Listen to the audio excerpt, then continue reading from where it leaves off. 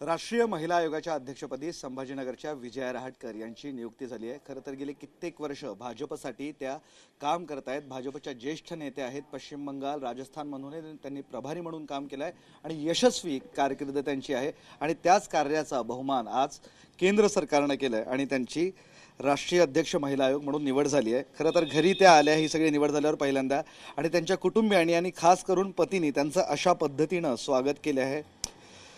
खरं तर आनंदाचा क्षण म्हणूया तुमच्यासाठी। आणि दुसरं म्हणजे घरी आल्याबरोबर पतीनं खास केलेलं आगळं वेगळं स्वागत।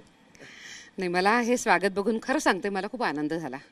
आणि हा आनंद फक्त या स्वागतापुरता नाही आहे, तर आमच्या कौटुंबिक जीवनामध्ये आमचं दोघांचं जे सहजीवन बरोबरीचं राहिलं आहे आणि माझ्याकरता त्यांनी मला नेहमी अत्यंत सन्मान दिलेला आहे।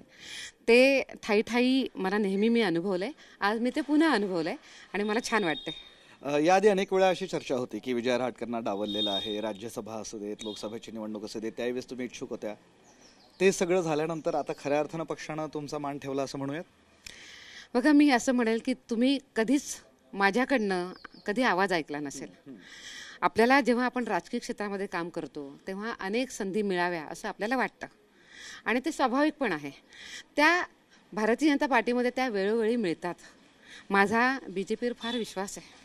आजपर्यंत मला अनेक मानाची पदं मिळालीत।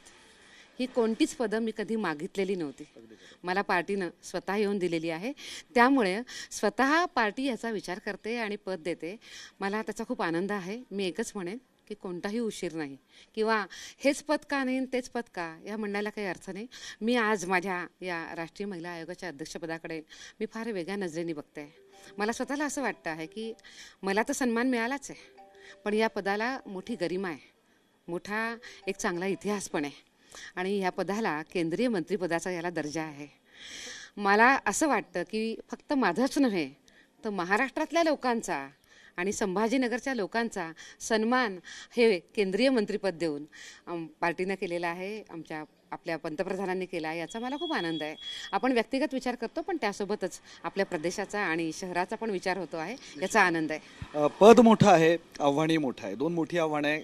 भारताला India is one of the dangerous country to abuse women असं म्हटलं जातं, अशा पद्धतीचं आपण कुख्यात आहोत आणि 70% महिला भारतातील या डोमेस्टिक व्हायलन्सच्या शिकार आहेत।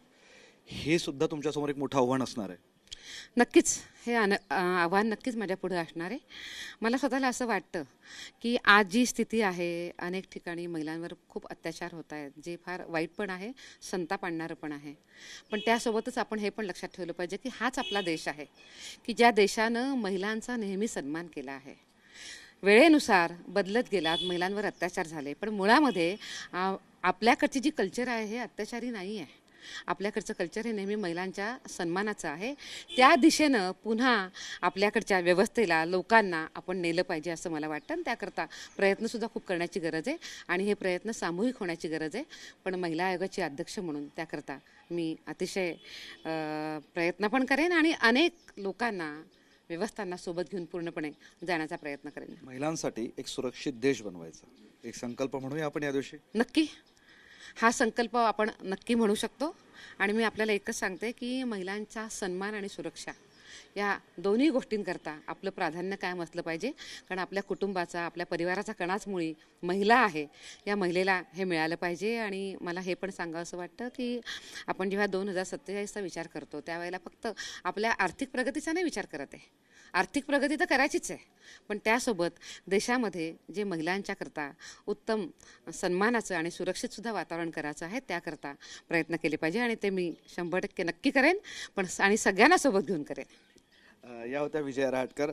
आव्हानं मोठी आहेत, पद मोठं आहे, पण निश्चितपणे त्यात पूर्ण उतरू असा विश्वास मराठमोळ्या विजया रहाटकर या व्यक्त करतायत। व्हिडिओ जर्नलिस्ट मोहम्मद तौफिकसह मी विशाल करोळे, झी मीडिया, छत्रपती संभाजीनगर।